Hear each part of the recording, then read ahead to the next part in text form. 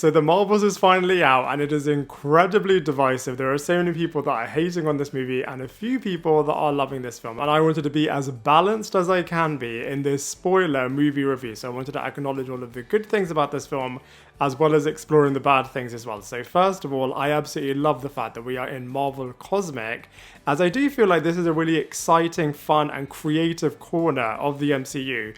And I feel like Guardians of the Galaxy really did whet people's appetite for wanting to revisit the cosmic corner of the MCU. So I think it's really, really exciting to be back here and for it to be really different to everything else that you have already seen on more Earth-based storylines. I feel like they can have a lot of fun, and I feel like they definitely did explore that in this movie. One thing that isn't translating, unfortunately, is the entire Kree and Skrull war, and this is just so prevalent in the comics. From a comic book fan perspective, I do get a little bit annoyed actually at the Kree-Skrull war, as I just feel like it monopolizes so much of the Avengers based storylines, and in some respects I feel like Justice League of America are therefore able to really stand out, as their storylines are predominantly focusing on the more interesting characters. But like I said, I feel like this hasn't translated well on screen, especially after Secret Invasion was just not that well received. I feel like they can't just rely on the fact that, look, this is a comic-based storyline that is now translating on screen, because I feel like it's a little bit lazy if that's your only claim to fame. I mean, I did like the fact that the Supreme Intelligence ultimately was really comics accurate, but that didn't allow them to just get away from this movie. And on that point, you could really understand why the Kree are so angry as this movie was progressing, but I feel like it didn't tonally work, unfortunately, with everything else that was going on, as they wanted it to be really fun and funny as the main tone of this film. And so this angry group of Kree characters just wasn't gelling with the rest of this movie. Incidentally, Loki Season 2, which is released at pretty much the same time, I feel like they balanced all of the tones really, really well. But unfortunately in the Marvels, it was just a tonal mess. And we all know that Marvel Studios has got a bit of a villain problem, and I feel like they were kind of getting over that after the No Way Home villains were returning. But unfortunately, I feel like Dar-Benn just wasn't able to step up to the plate. I mean, like I said, you can totally see where her motivation is coming from, as she is the new savior of her planet Hala, and she wants to bring back all of the resources to it, and she wants to take revenge on Captain Marvel, who in her opinion is the Annihilator and pretty much destroyed the entire planet. So she wants to restore the planet and also take revenge on her. So I feel like it's a really compelling motivation. But outside of the opening, which I thought was really, really cool when she gets one of the quantum bands and the other bracelet that is matching Kamala Khan's bracelet, I thought that was a wicked opening, and I was really excited to see what was going to happen next. But unfortunately, after that opening, she just was lacking so much presence.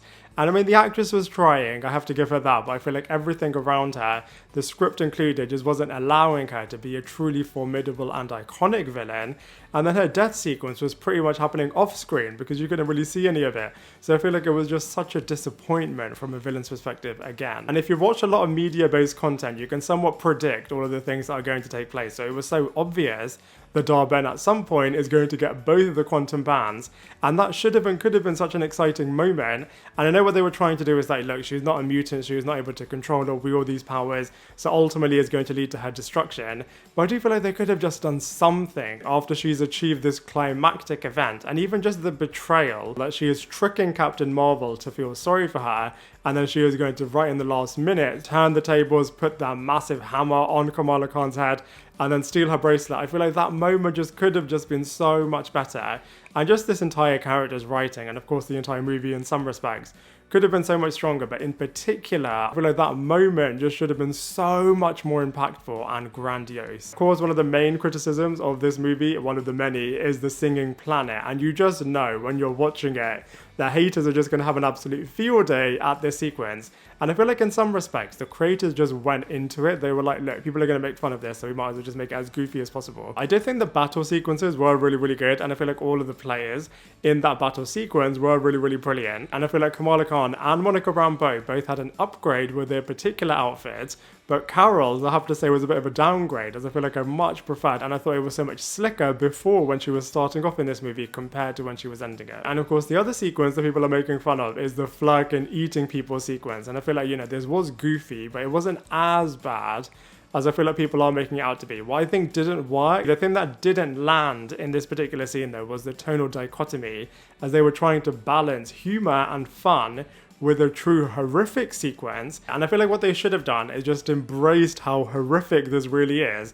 And I mean, they were trying to, but I feel like all of the fun gloss just took it away, unfortunately. Because what they could have ended up with is a truly impactful sequence, very reminiscent to Spider-Man 2, that horrible sequence where Doc Ock's tentacles are attacking all of these people in that hospital. That is such a scary sequence, and they could have made this as impactful and as shocking as that. One thing that I did really like, though, is the switching places mechanic. I absolutely love this when I watched the first trailer, because I thought it was really, really clever that, you know, whenever these two light-based characters use their powers in unison, then they switch places. How they were trying to use this to their advantage in terms of learning how to use this and then become resourceful based upon it was really, really clever. Unfortunately, in the execution, even though some of the battles were really, really brilliant, I feel like how the camera angles were working with this was just so quick that you weren't able to enjoy it because it was just going so quickly. And then because of that, it just lacked so much tension. So even though conceptually, I think is absolutely brilliant and they did complete some of the sequences in a really good way, by and large, unfortunately, I feel like what could have been absolutely unbelievable just fell a little bit. One sequence that I do think was executed incredibly successfully, though, was when all of the air is now being removed from the Skull's new sanctuary location, and Captain Marvel, Monica Rambeau, and Ms Marvel have to select which ones of the Skrulls they are going to save, and just the burden of this on Kamala Khan's shoulders, the true burden that heroes have to have, because, you know, it's not always going to be smiles and victories. Sometimes heroes have to make really tough choices, and just the impact of this, you could really feel it from Kamala Khan's perspective, as she is trying so hard to save everybody. Captain Marvel has to be really difficult in this situation and just really pull her away, and just the impact that Kamala Khan has because of this, I feel like they really should have explored that a lot more, as they had a really, really interesting storyline thread. And also when Captain Marvel wasn't able to save Monica Rambeau right at the end, the guilt that she is feeling with that added to the guilt that she has to feel because she's pretty much neglected Monica Rambeau her entire life. I feel like all of that stuff was really, really interesting territory, and they just really should have dived into it so much more. Also, Captain Marvel Carol Danvers is typically used to being on her own and doesn't really have a team, and now she's forced to be in a team, but not only that, she has to lead the team. So I think all of that is interesting territory, and also she is with somebody that absolutely fangirls over her, and another person that, you know, she was a bit of a mother figure to before, but now doesn't really want to know her. So I feel like the dynamics are really, really interesting, but they just resolved it all far too quickly, which is difficult because obviously they wanted to have a short runtime in this movie. But if you're going to do that and you're going to have a lot of things going on, then ultimately you're going to leave your audience a little bit unsatisfied, as you're not going to be able to do everything justice. For example, the tension between Monica Rambeau and Carol Danvers in the first act of this movie was really, really good, but they just resolved it far too quickly. And even though you could see a lot of emotion coming from Monica Rambeau's character, I feel like they should have just explored it a lot more so that you can really feel all of these characters' different perspectives. The little arc that Ms Marvel did have in this movie was really, really good in terms of fangirling in the beginning over all of the Avengers, including Nick Fury and Captain Marvel, and then suddenly having to be in a team with them, and then having to make all of these difficult choices, as well as being a hero, sometimes losing and seeing what happens when that takes place. All of that stuff was really, really good, and I'm just really hopeful that they eventually move this character out of being a fangirl all the time, as I feel like if they continue to do that, this character is easily going to become really, really annoying. And it was really, really nice for things to be continued from the previous times that you've seen these characters. For example, the Khan family are really, really funny. I feel like actually their humor landed really, really well.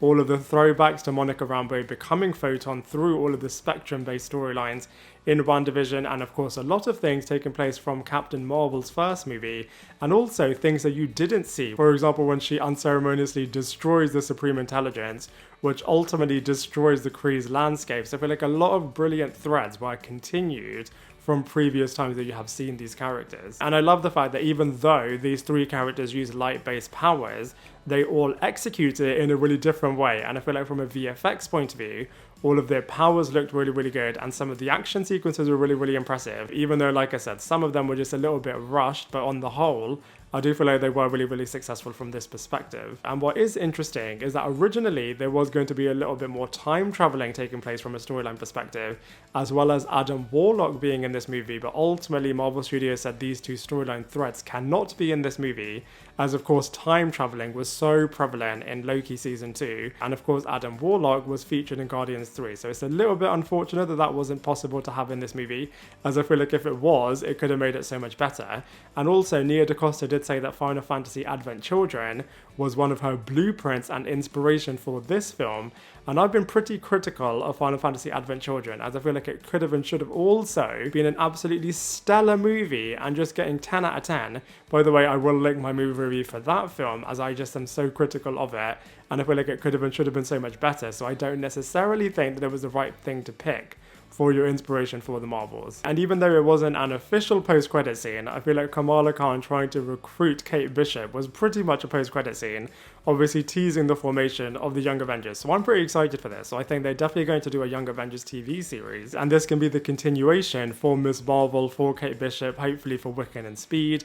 Hopefully we'll get Ironheart in there when she is introduced. Cassie Lang was also teased. I really am hopeful that they'll put Kid Loki in there. Maybe they'll put T'Challa's son in there, Thor's daughter in there as well. So many brilliant Young Avenger potential characters could be included. And then of course we have the proper mid-credit scene, which was so stellar. Love the fact that we're now embracing the X-Men universe officially. People have wanted X-Men for so long. I am such a massive mutant X-Men fan. And I was just so blown away by seeing Beast in here, as now we are officially in the X-Men universe, and Monica Rambeau is in here. Of course you saw Binary, which was really brilliant. Seeing Lashana Lynch now playing a different version of the Captain Marvel character. As of course her Illuminati counterpart did get unceremoniously killed off. So it's really cool that she is going to be playing another very similar character, but I think this is going to really lead into Deadpool 3. So Monica Rambeau could be in Deadpool 3, and we are just going to get all of the X-Men cameos that we have all dreamed about for seeing in Multiverse of Madness is now going to take place in Deadpool 3. So this is going to be such an exciting now continuation. And Binary also has got the Quantum Band, so this could potentially be how Monica Rambeau does return back into the MCU. But like we all know, Deadpool 3 is then eventually going to lead into Kang Dynasty and Secret Wars, which is going to be just unbelievable. I feel like if they hadn't released the Marvels so close to the end of Loki Season 2, maybe it would have performed a lot better. But if anything, I feel like Loki Season 2 is just so overshadowing the Marvels, which is a little bit unfortunate. But like I said, this movie, even though it wasn't perfect, I feel like it's not absolutely awful either. I feel like the characters could have been a lot stronger. I feel like the storyline itself could have been a lot stronger, and some of the battles could have been even better, and they could have just explored so many more exciting things.